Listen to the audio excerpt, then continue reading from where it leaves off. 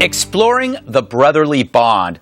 That was the title of another CNN segment on the bombers, rife with more cheesy photos of the dead one.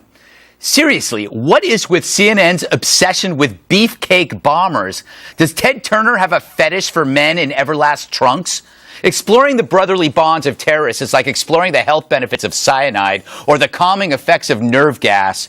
Do you think they'd ever explore the mother-son bond of the Lanzas? Heck no. With gun violence, the media predetermines that guns are evil. But when terror strikes, the media humanizes the heathens, giving their defense lawyers a head start. And a top defense lawyer is already there, showing that it's way cooler to defend evil than to prosecute it. CNN also hawked a film called The Reluctant Fundamentalist about a man who changed after 9/11. Not from the attack, but from being profiled. The implication is that profiling for potential terror is somehow no better than terror itself. FYI, there's no such thing as a reluctant fundamentalist. It's as rare as a reluctant moon landing. This contradiction in terms veils truth with phony relativism, and its message, profiling encourages terror, is deadly, for it seeks to blunt your desire to deduce danger. So rather than prevent attacks from Muslim supremacists, just place America's suffering in the context of global ills.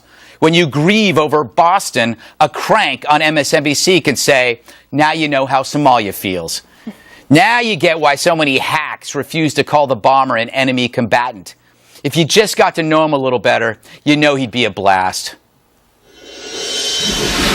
Dana, welcome back to the program. We missed you, I guess. Supposed to say that. Anyway, why is it? What is with the constant psychoanalysis of bad people? Does it help?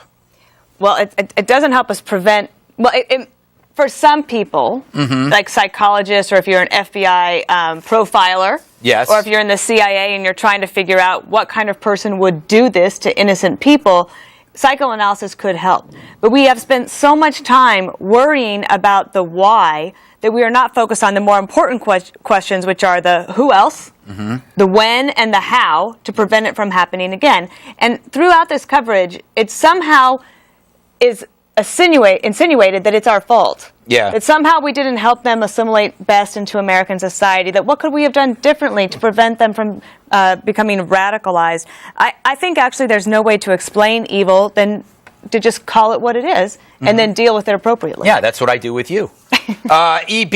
Yes. I get the feeling that the media, when they're doing this stuff, is somehow subconsciously mapping out the defense. Well, like this is how the defense is going to portray. They're mapping out the Alex Jones conspiracy theory really early. 60 Minutes last week, within a few days of the bombing, had friends of Johar Tsarnaev saying, "Oh, he was a great guy. Never went to mosque. If you knew him, you would love him." They had a girl saying, I had a crush on him. I mean, they really started that ball running. CNN, again, late to the game by about a week. But again, what's with the sympathy for the bad guys? Dana's 100% right. Before we start venturing into that, let's find out what he knows, who he knows, who else he did it with, where the money came from. There's so many questions. And this constant playing of the mom's rant. Yeah. Oh, America, how could you do this to me? Enough of that already. America didn't do anything to you or the Tsarnaev family. We need more uncle, less mama. Yeah, by the way, you want to see what happened to the mom? Let's do a before and after picture before she became radicalized.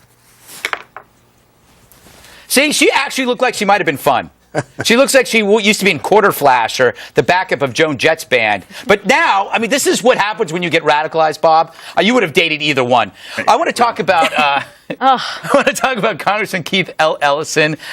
He was on Meet the Press with Peter King yesterday, and they were talking about profiling and things like that. And I believe he made a comparison to the Japanese internment camps.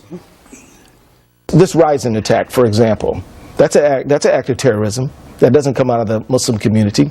We don't have enough law enforcement resources to just go after one community. And remember, we went after a community in World War II.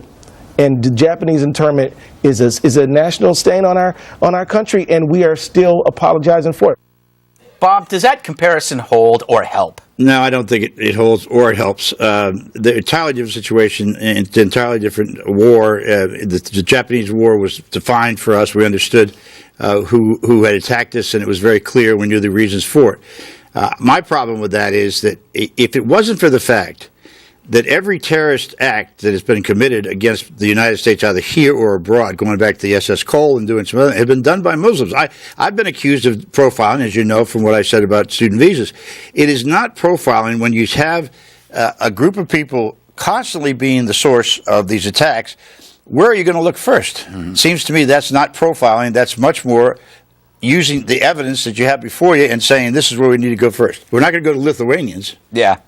Although, who knows?